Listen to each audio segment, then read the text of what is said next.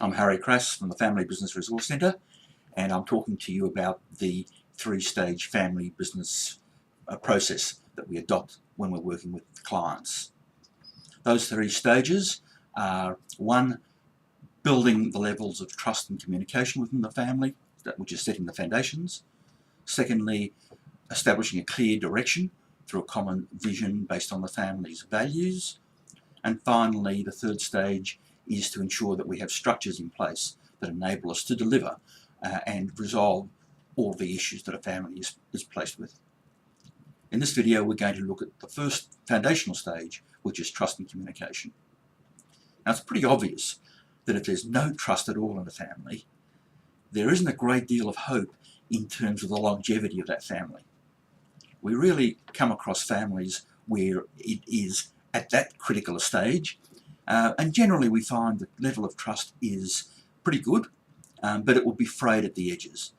There might be some issues between certain individuals that need to be worked on, and a bit of a common language that needs to be established to help in that area. But as I say, generally fairly good. The next part of that equation, that foundational level though, communication, we often find there are more issues. People are great at talking, but often not at listening. And so the level of effective communication is often quite poor, and their ability to manage the conflict that often arises and reach decisions which they're prepared to adhere to can be quite weak. Again, it'll vary from family to family. So this often requires a little bit of work to provide some tools to help the family improve its level of communication, some decision-making work, and also some help with conflict resolution. Please don't get me wrong, I'm not against conflict.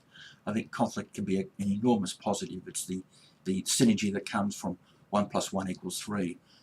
So vital, but it often requires a little bit of management. Once we've got trust and communication in place, a high level of trust and communication in place, we're then ready to move on to the second stage, which is having a clear and common vision for the future. And we'll talk some more about that in a further video. Thank you.